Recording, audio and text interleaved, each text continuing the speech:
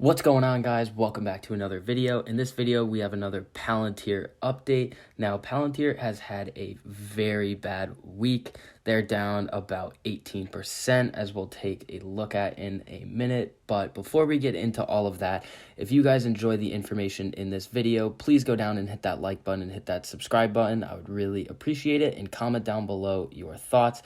By hitting the subscribe button, you get notified of all of my new videos, so you get to stay up to date on all of your favorite stocks and maybe even learn about a couple of new ones. It's also December 31st, the day I'm recording this, so Happy New Year and Happy New Year's Eve to everybody. 2020 has been a pretty tough year, but hopefully we can have a lot better of a year in 2021. Now, if we go over and take a look at the chart of Palantir, we can see that it started on December 23rd at about the $29 mark, and the bottom absolutely fell out, and now it's trading at $23.55. Before this, we actually saw a little bit of an upswing, but that did not last as the stock price absolutely went tumbling this week and was down 6% today, about 18% in the past week. Now, I think the reason for this, and many other people think this as well, it has nothing to do with Palantir as a company. It has more to do with how far the stock has run up, and banks and institutions downgrading the company, as well as these institutions rebalancing their portfolios, since a lot of these institutions own Palantir in their different portfolios. Back in early December, we saw Morgan Stanley downgrade Palantir, which sent the stock price tumbling. And the reason for this is they said that the company is trading at significant premium compared with its peers. If we go back to the chart, we can see that Palantir in only October was trading at about $9 and went all the way up to the $29 mark a few times, has not been able to break through 30 yet. But that's basically a triple in stock price, and that is a massive gain, and the banks just don't see where this valuation is coming from right now. But as we'll take a look at in a minute, Palantir has been doing unbelievably this year in terms of their actual business practices. They've been getting government contracts left and right. They've actually done about $175 million worth of government contracts this year, and 50% of their yearly revenue usually comes from government contracts. So their revenue this year is going way up. Make sure you watch till the end of the video, because I'm going to give you some strategies on how to trade Palantir after this massive tumble. They're going to be pretty safe strategies. I'll throw in a couple of risky ones if you want to make some quick money, but overall, these are going to be pretty safe strategies in order to either protect your position, safely add more to your position, or don't get wiped out by the super high option prices. Now, let's take a look at what Palantir has been doing over the past couple months. So recently, the Army Vantage reaffirms Palantir's partnership with an additional $114 million agreement. So this deal was originally for $458 million and was a 4-year deal with 1 guaranteed base year and 3 option years.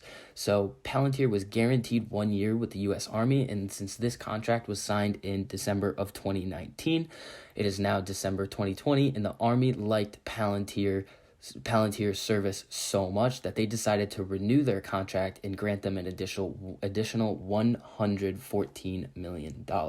Now, essentially what Palantir does is it's a data analytics company, and it helps solve companies' problems with predictive analytics. This has been very important, and it's a very important tool that the U.S. Army can use for a wide variety of tasks. Now, Palantir was also awarded a $44 million FDA contract, which boosted the shares around 14%, actually sending the shares up 21% as you see here. But it was basically for the FDA Center for Drug Evaluation and Research and the Oncology Center. So they're going to work on approving new drugs and work on possible treatments for the pandemic. Now, this has been very important this year since Palantir was part of Operation Warp Speed, and they were in the news a lot. This is one of the reasons why Palantir's share price went up so high, because they were helping solve all of the issues that had to do with the pandemic. The next deal that Palantir signed was actually not with the United States government, but it was with the United Kingdom's National Health Service. So we can see right here, they signed a $31.5 million deal with the UK's NHS. So essentially what they're going to use is they're going to use Palantir's software in order to detect hotspots. They're going to look at the overrunning of medical facilities and they're going to help out with the planning and operational rollout of the UK's vaccine program. Now, what's important about this is that they can't just go out giving the vaccine to everybody. They need a specific plan on how to get the vaccine to the people that are most susceptible to contracting the virus and having severe symptoms, as well as giving it to others. So by using Palantir's software and data analytics, they're going to be able to effectively target those individuals and give them and offer them the vaccine first. Right now, we're seeing that with first responders, frontline medical professionals, and other people like that. An additional reason why Palantir shares have been falling over the past month is that everybody's kind of worried about the share lockup period, which is going to expire within the next month and a half. So essentially what a share lockup period is that when a company IPOs, a lot of the original investors, the high-level C-suite employees, and even some lower-level employees were granted shares. And there's a lot of outstanding shares, and when the company IPOs, all these people create a lot of wealth.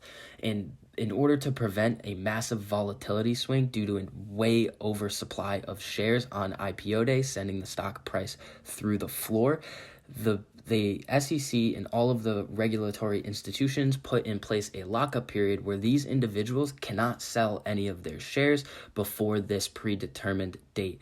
Now, this date is going to be on February 14th. So essentially what it means is that Palantir is going to release its financial results on February 11th, and then on February 14th, or at the latest February 15th, is when these shares are able to be sold. So we could see some more volatility in the share price in the coming future, and that's kind of why investors are a little bit worried about Palantir right now. Palantir has had a pretty remarkable year in terms of revenue and gaining new government contracts. Now, it's very good that they keep getting more of these contracts because the governments have a lot of confidence in Palantir to handle their data and perform their predictive analytics by using their software. Now, in order to play some of the new Palantir announcements and some of those other things, Palantir has fallen about 18% in the past week, so I'm thinking about selling some puts and picking up some more shares. I'm thinking around the $20 mark. You can collect a $39 premium per contract that you sell. I'd be more than happy with buying more shares of Palantir at 20. Another thing you can do is you can sell some put credit spreads. So that would require buying and selling contracts for a net credit. Now, if you sell a put credit spread, that's actually a bullish position. So you think Palantir is going to go up by the time your expiration date expires. Now, that would probably be a pretty good idea right now since the company is down so much, and I don't see this company falling that much lower. 18% in a week is pretty substantial, and I don't think that investors are really gonna take that. I think they're gonna keep buying, especially with the new year coming up. The only thing that people are worried about is, like I said before, the share lockup period expiring. But once that expires on February 14th, I think Palantir is gonna go on another massive run. You could also buy some at-the-money leaps, which would give you a higher leverage if you want to have more leverage in your position. So you would essentially control per contract 100 shares. If those contracts go in the money and you pass your break even, you would be able to exercise those contracts for a profit. And if you think Palantir is going to go up in the future like I do, I think buying at the money or slightly out of the money leaps would be a smart idea. Now that's going to be it for this video. If you guys enjoyed what I had for you in this one, please go down and hit that like button and hit that subscribe button. It really helps me out and I would really appreciate it. And I hope you guys have a great start to your new year.